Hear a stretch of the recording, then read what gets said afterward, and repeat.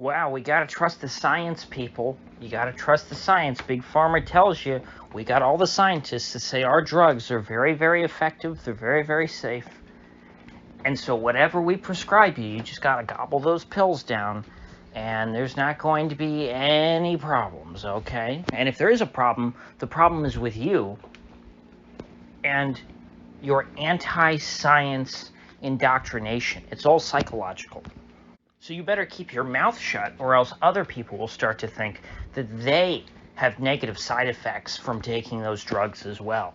And then they'll stop taking their drugs, and then we won't be able to sell more of them. And that's a very, very bad thing. So don't you dare. Well, despite all this, despite the negative stigma around criticizing pharmaceutical products, the Zero Hedge found a new study that was published on June 28th, so just this past week.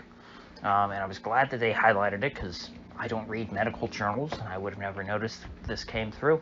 There's a new study about benzos, drugs like Valium and Xanax, all of those anti-anxiety meds that you see middle-aged white women popping like 5 a day with every meal and at every snack, and just whenever they're feeling down, if their favorite show gets canceled on TV, they pop a Xanax.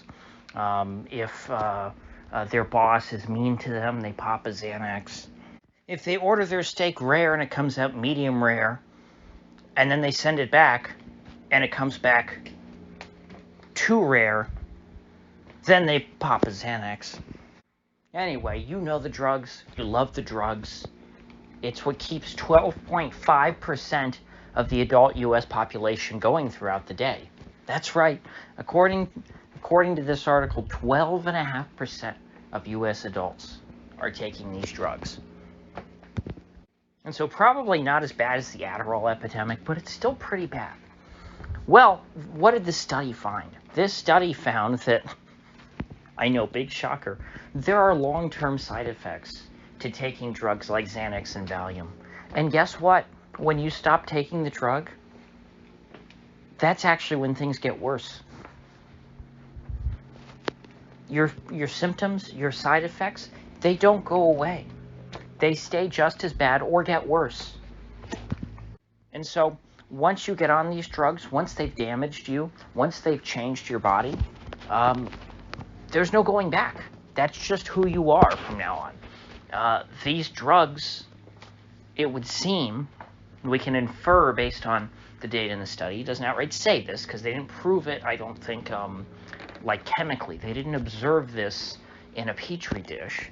But what they did observe is a pretty significant statistical relationship between the onset of negative neurological symptoms and the use of benzos like Xanax and Valium. And if you look through the list of symptoms, is this anything that is going to kill you? Well, no, it's not going to kill you. But it's nothing really that you want to have if you can avoid it. It's stuff like, your body aches. Oh, you're low energy. Oh, you've got anxiety again, and it's worse. Oh, you've got insomnia.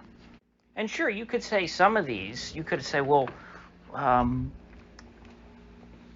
these are probably just these symptoms that these people were experiencing before they were taking the drug, and so therefore, when they stopped taking the drug, these symptoms came back.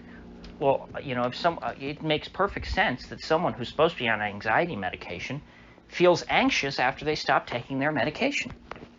But according to the article, all these symptoms listed here, which were reported by, I think, over half of the people who were surveyed by this study, these were not, they excluded their existing symptoms that they had before. And so they said, no, don't tell us about symptoms that you had before you took the drug that came back after you stopped taking the drug. Tell us about new things that you didn't feel before you were on the drug, and presumably things that got worse in the case of anxiety. And so it would seem that these people are neurologically damaged by the drug. And sure, you could say, well, it could have been anything. How do we know that these people weren't, I don't know, electrocuted or something? How do we know that that didn't cause their neurological damage, or some other drug? Well, when it's over half of the respondents, that's kind of hard to ignore. That seems significant to me. Oh, and by the way, these, when I say over half, these are just the people who had symptoms more than a year. There were some people who did get better, because 76%, I think 76.6% is the exact number, of people reported, long-lasting symptoms, but it was over half that went longer than a year. So I assume that means, if they're just saying over half, I assume that means that it was over 50%, but not the whole 76%. So let's just be generous and say, 25% of people, they had symptoms that lasted a really long time after they took these drugs. A year later, they're still being affected by withdrawal symptoms, which is what these are.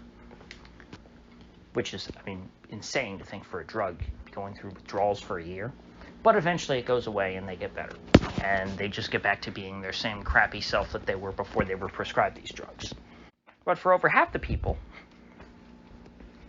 you stop taking your Xanax, you're never getting better.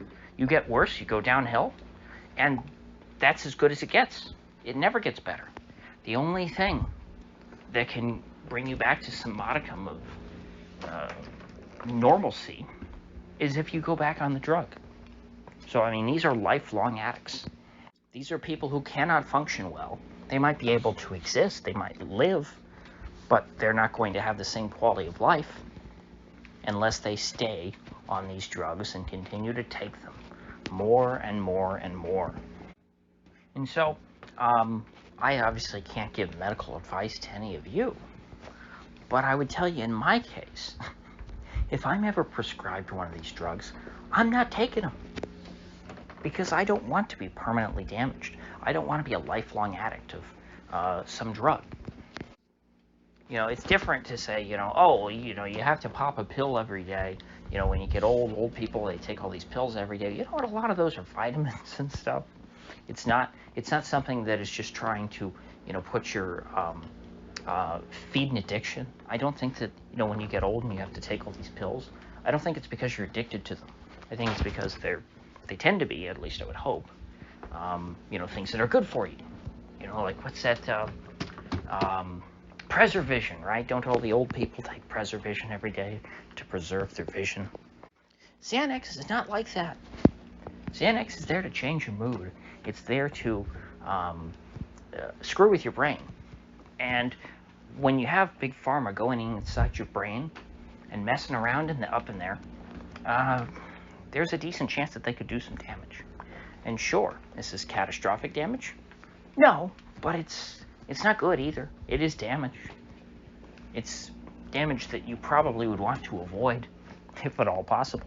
And if the odds are over 50% that you're going to experience this kind of damage, or frankly, if you want to just look at how the symptoms in general, 76% of people, over 3/4 of people have long-lasting side effects after they stop using this drug. That's pretty powerful. That's scary. You can't just go to detox if you stop taking Valium or Xanax. You just got to deal with it for at least a year, and then you hope after a year it goes away, but the odds are it won't. Most people are still dealing with these symptoms multiple years after they stop taking it. Those are years of your life. So, with that said, on that happy note, I hope I didn't give any of you any anxiety. But assuming I didn't, I will see you folks back here tomorrow.